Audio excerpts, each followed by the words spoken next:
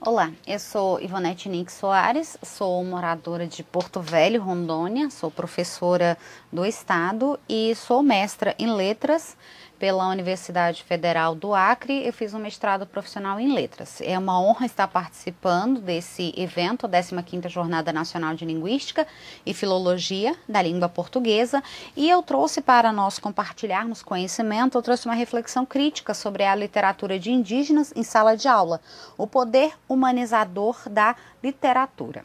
O objetivo desse estudo é provocar uma reflexão crítica em relação à realização de leituras de literaturas de indígenas em sala de aula. Nós, enquanto docentes, enquanto formadores de cidadãos, como nós estamos levando essas obras para a sala de aula? Com que frequência? Sempre, de vez em quando, ou ainda não nos oportunizamos trabalhar com estas obras? Como é que está sendo trilhado este caminho? A justificativa para esse estudo, ela está pautada na crença do poder que a literatura tem para dar o reconhecimento que o outro necessita, para dar a visibilidade aos textos marginalizados e, por conseguinte, provocar o humano que reside em cada um de nós. Também é pela busca da empatia, das reflexões, a busca por uma sociedade melhor. Para desenvolver esse estudo, foi utilizado os aportes teóricos, conhecimentos empíricos e também baseou-se na aplicação da Lei 11.645 do ano de 2008. Essa lei fala sobre a obrigatoriedade de levar para a sala de aula a história da cultura afro-brasileira e também da cultura indígena.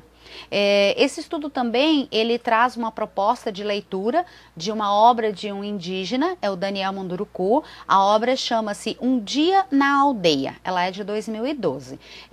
As sugestões também, ela faz dessa atividade, uma atividade pensada para que o aluno perceba como que é a rotina da personagem central do livro, e depois há uma mediação do professor para que ele confronte com a sua rotina, o que um faz, o que o outro faz, e nesses fazeres tão comuns ou ao mesmo tempo tão peculiares, o que é que faz disso um ser superior ou ser inferior que o outro? Nós, enquanto pessoas, enquanto humanos, nas nossas rotinas, por que é que temos que ser superiores ou inferiores? Essa sugestão, ela é um convite para refletir sobre os habitantes nativos do Brasil.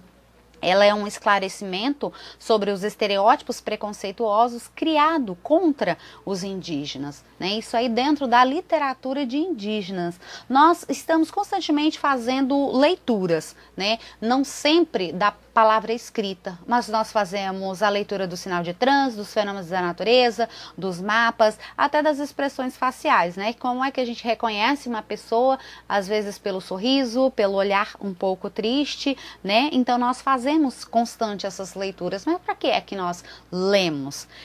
Primeiro, eu acredito que é para suprir as nossas necessidades do cotidiano, né? A gente lê conta de energia, lê todos os outros tipos de informações úteis para o caminhar do dia a dia, mas também nós fazemos leituras para ampliar os nossos conhecimentos, né? E aí nós temos uma participação, né, de aporte, o Barthes, ele traz para a gente que se, por não ser que excesso do socialismo, né, acontecesse aí uma barbárie de todas as disciplinas elas serem expulsas do ensino, teria que ser salva a literatura, porque dentro da literatura ela consegue abarcar todas as outras ciências. De acordo com Barthes, a literatura ela dá conta de geografia, química, física, de todos esses conhecimentos. Então, se todas as outras fossem extintas, teríamos que salvar a literatura. Então, se ela é tão importante, tão fundamental, a escola ela deve insistir, facilitar, auxiliar, criar estratégia para que o aluno se aproprie da leitura realizada e também que ele se torne um leitor crítico e criativo, chamado por Cosson, na obra dele de 2020, pelo leitor cri-cri.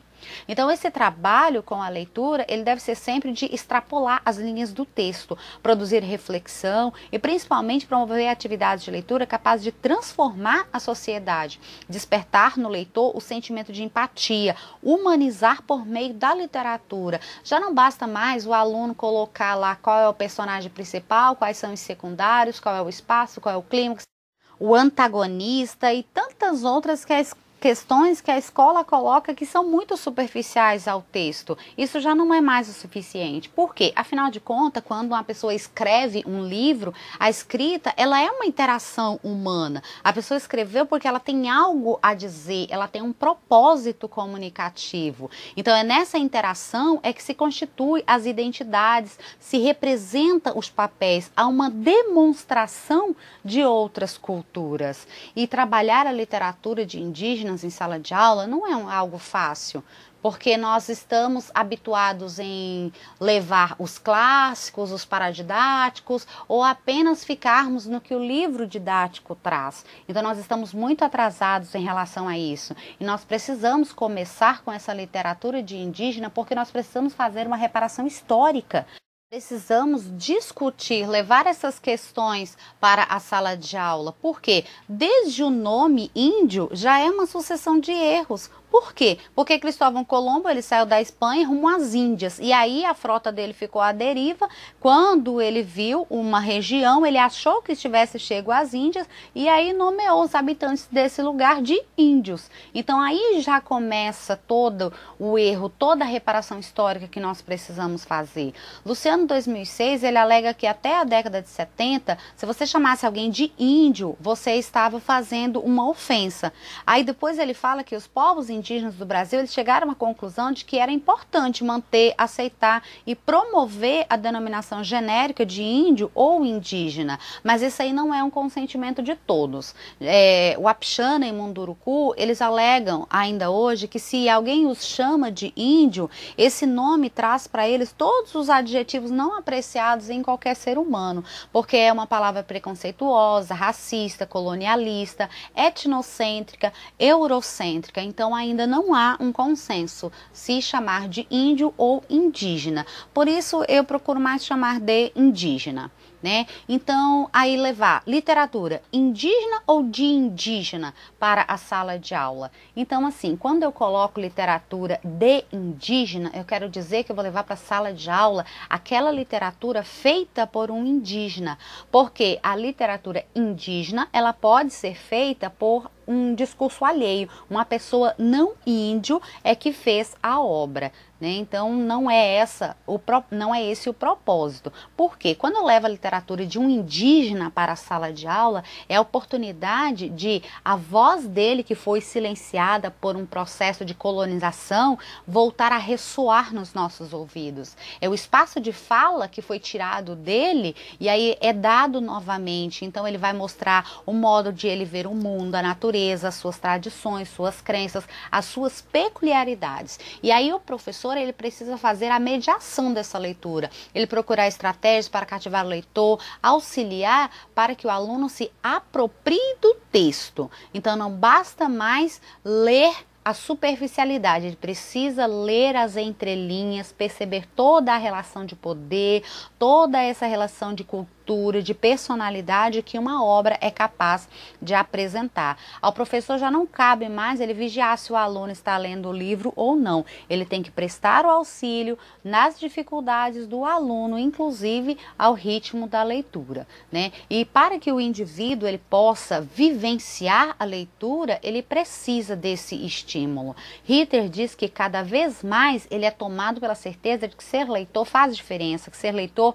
é possibilidade de construção de um ser humano melhor, mais crítico, mais sensível, alguém capaz de se colocar no lugar do outro, alguém mais imaginativo e sonhador, alguém um pouco mais liberto de tanto preconceito que a sociedade vai impondo-nos a cada dia, a cada situação enfrentada.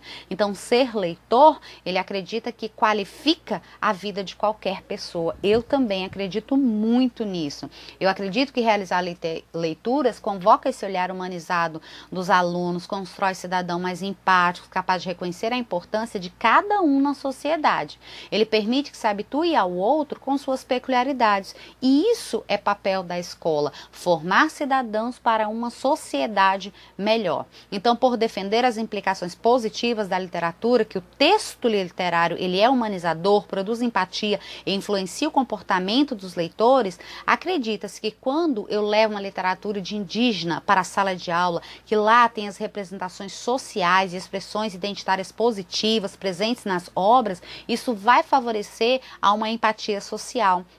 que é compreendida como uma competência essencial para a construção permanente de uma sociedade plural e democrática. Então, com esse estudo, conclui-se que ao trabalhar com a literatura de indígenas, além de estarmos cumprindo com a Lei 11.645, nós também estamos dando visibilidade aos textos que são marginalizados, e estamos também provocando o humano que reside em nós. Estamos produzindo empatia, influenciando o comportamento dos leitores, formando cidadãos melhores.